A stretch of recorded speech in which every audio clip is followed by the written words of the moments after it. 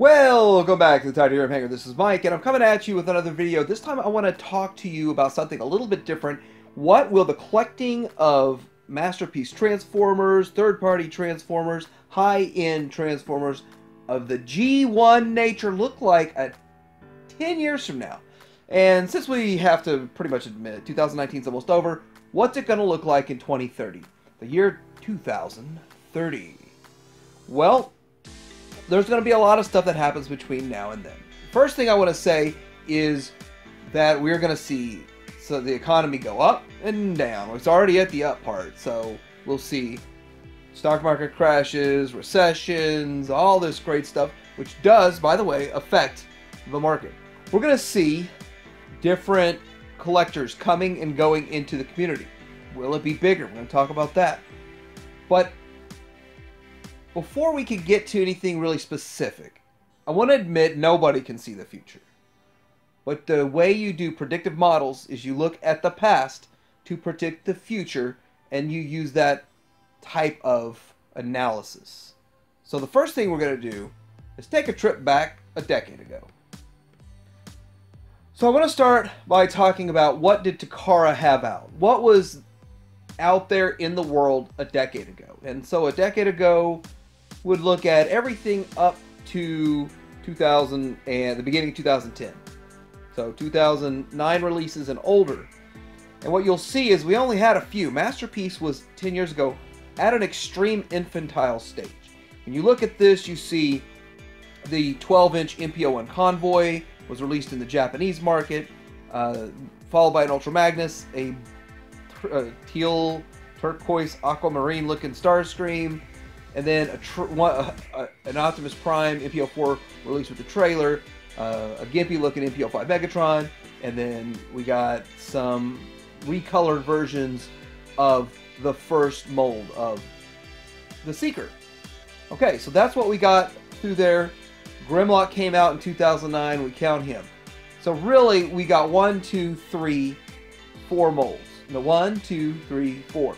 4 molds were all that existed in the Masterpiece line by when we went into 2010. Really. Now, if you look at the US side, looking at the US side, it's a little different. By that time, we only had, we didn't even have Grimlock yet. So we got everything in the US a year later. Now we're going to talk about the Japanese versus the US, and I guess I'll do that right now. We know going forward, we're not going to see these super cheap versions brought to the US. What happened was Toys R Us would pick them up, Hasbro would produce them versus Takara producing them, and make them cheaper and bring them over here. We're not going to see that going forward. We may see it on a different scale. We may see an Amazon exclusive, we may see a Hasbro Pulse exclusive, we may see some other kind of exclusive come over, but it won't be nearly as cheap as these were. A lot of these sold for like $69.99. I mean, that's hard to beat. Some of them came to Walmart, which I think Walmart's done with Masterpiece Transformers. And we see some evidence in that today, with them actually discounting and getting rid of their Jetfires. So that's, the Siege Jetfire is too expensive for them to keep on their shelf. So let's look and see what we've gotten over this past decade, so we can see what we might get in the next decade. So looking at this, we've gotten Rodimus, an MP10, so MPO-9, MP10, new molds. We got an MP11, which is a new mold of Starscream, and a lot of people feel like we're going to get a third version of the Seeker mold, and I think we're secret out. I don't know about you. I am a bit. Got a video coming about that. Then we got the Lambor mold, and we saw, what, 12 different colors of the Lambor mold. Then we have the Soundwave and his tapes, which they were separate releases, which kind of sucks, but they brought it to the US as one release. We like that. Then we had Prowl mold, and it had, what, another 8, 9 recolors, something like that. We got the Wheeljack, and he got a recolor. And then we've got Bumblebee. But if you go through and you add up all of these, there's 15 new molds in a decade. And then they recolored them a whole bunch of times, made 30, 40 different figures out of them. But really, there's only 15 molds that Takara put out in its decade. Now we're going to remember that number for a reason. So when we look back at third-party stuff, third-party wasn't making Masterpiece figures. We could argue they were, but prior to 2010, they really weren't making masterpiece figures. We'll discuss what was going on. We're going to talk about Impossible Toys real quick. They made this Spike and his exosuit. That was something that they made prior to, and that was Impossible Toys. With Impossible Toys was making announcements about, oh, we have this upcoming Chug figure. Now, this went along with the Classics figures, the G1 Classic figures that came out in late 06, which everybody feels like it came out in 07 because it was so late in 06, but it was really 06. But so we had 3 years of the Classics, and we had that stuff come out, and then we have Impossible Toys was really in a Chug zone. They were not a masterpiece, but they did make some great stuff. They made some great figures that a lot of people today still try to chase down. A lot of people still want the Quintessons that they made because they're the best Quintessons that have been made to date until X-Transbots finally gets our Minosaur out and gets back on track and get back on track to giving us what we want. So let's look at what iGear was doing back then. iGear was putting out some Chug upgrade kits. So this went with their upgrade kit to go on the Chug version of Ultra Magnus to make them look bigger and beefier, and I don't know. I thought it was kind of strange, but they sold the Prime mold as a white version for Ultra Magnus, and this was armor for Ultra Magnus. I always thought it was kind of crazy. Some people just loved it, some people hated it. It just is what it was. They also made a shrunk down version of the MPO1 mold, so we'd have like a smaller Prime to sort of go in the masterpiece. So they were trying to dip their toe, iGear was dipping their toe, into the masterpiece line.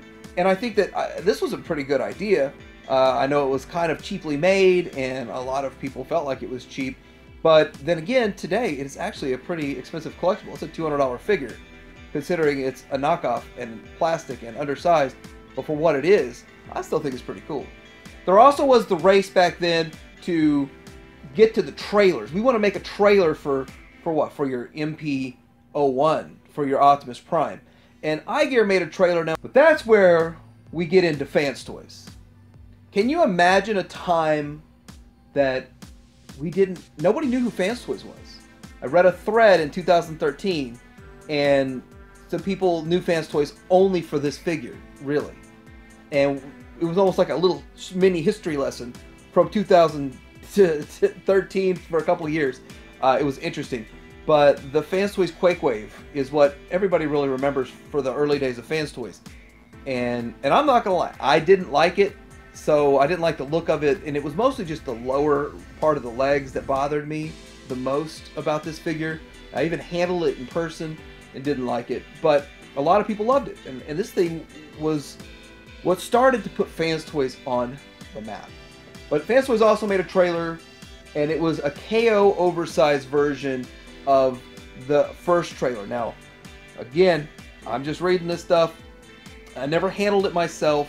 And I know that thing is ultra rare right now to get a Fans Toys FT01 trailer, which was made for the MPO1 Optimus Prime, the 12-inch. But hey, people are saying Fans Toys was making an exact replica of the G1 and just made it bigger. I don't know if that's true, because I haven't handled it. It's really hard to even find pictures of that thing. And yes, 10 years ago, this thing didn't even exist yet. So, starting to look forward, since we have had our look back, it seems like Takara is giving us 2 or 3 figures in a year, and then they take a year off.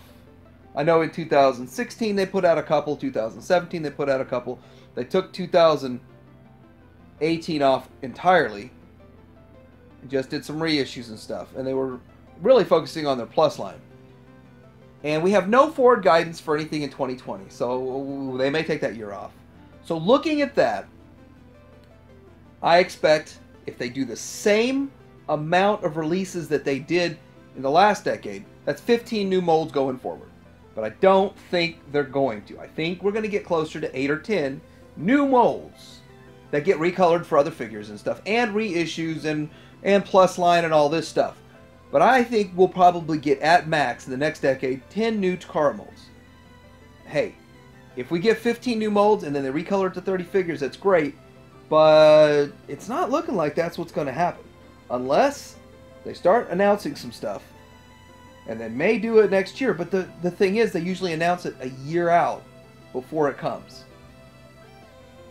Next thing I want to talk about is the consolidation of the third-party market.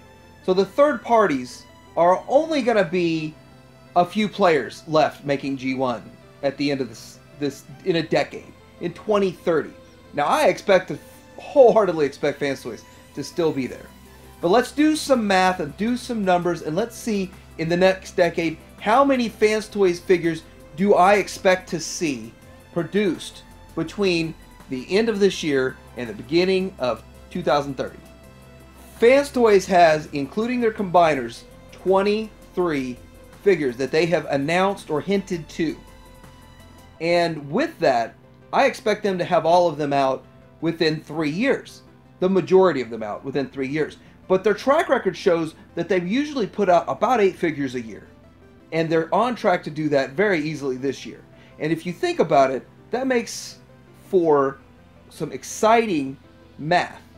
8 figures a year for 10 years, if they could keep this pace up, puts it at 80 new Fans Toys figures. And I'm not counting repaints. I'm not counting the M's and the T's and all those extra ones that they put out. The X, the T, the M. They're starting to put these little letters at the end. I'm not counting any of that. I'm counting new molds, new figures. And I think that would be exciting.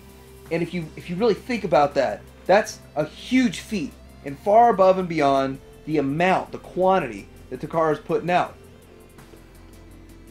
One of those figures that we're speculating that Fans Toys is going to make is a blaster. Now, I got a quick story about a blaster. When I first started in the early 2017, digging deeper into third party and actually accumulating, getting past figures and accumulating in early 17, I was calling a lot of people selling their figures. And I came across one guy who started telling me that Takara's in the works on an MP44. And he didn't call it MP44, he said version 3 Optimus Prime. And he told me all about this long story. I said, okay, so it's like an MP10 and they're just going to fix the lower legs. That's really problematic looking. And he said, no. This thing is completely redesigned. It's going to transform like nothing you've ever seen. And I took this all in and I said, yeah, that's cool. And it's been in the back of my mind. But the other thing he said is Takara's in the works on a blaster. And that's coming. So in my mind, I'm thinking we should have heard about this blaster by now if it's in the works. Which I'm starting to wonder, is it really in the works? Because I'd be excited about that. So next up on the list is X-Transbots, which X-Transbots, they are associated with KFC, but they are separate entities when it comes to releases. And I want to say that just counting the X-Transbots releases, it seems like they put out 6 to 7 figures a year, but it's very inconsistent. This year's been a good year for them because they're putting out their combiner along with a couple of other figures, but it seems like a lot of their projects have been put on hold. But with their announcements, they have about a dozen figures announced that they're working on that we know of, projects in the works, and I really expect to see a handful more releases by the end of this year, and it'd be a very, very, very prolific year for them.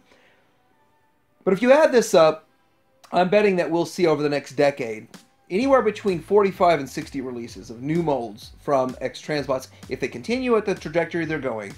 And guess what? That's still pretty impressive. I think what's holding X-Transbots back is the fact they've done so many reissues. They do a lot of recolors and reissues, which, by the way, their G2 colors are made, I bet they're made at the exact same time as they're making the other colored one, which makes a lot of sense. They just have different paint layouts for those figures. And it actually is a very smart way to do things. He's a businessman, you know?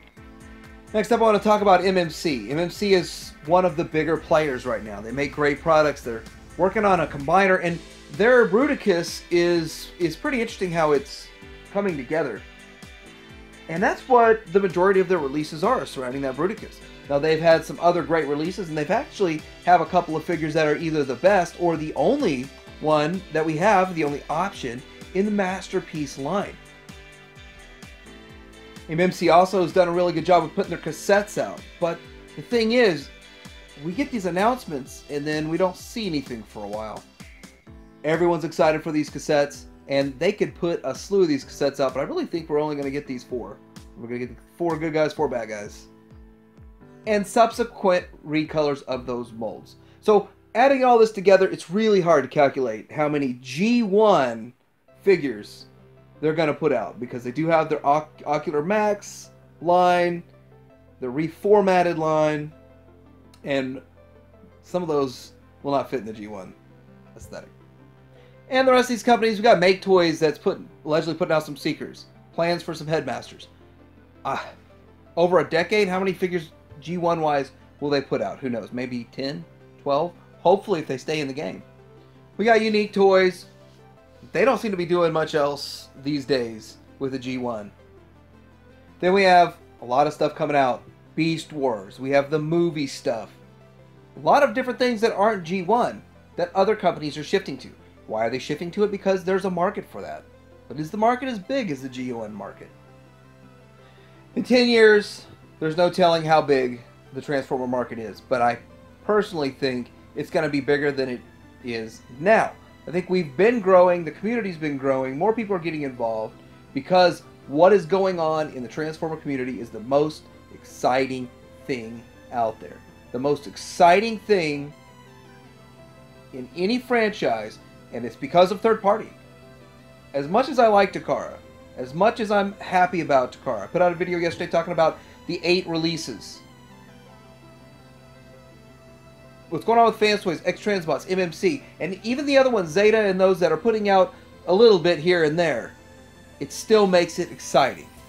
The most exciting franchise for collectors, and I think it has the greatest future.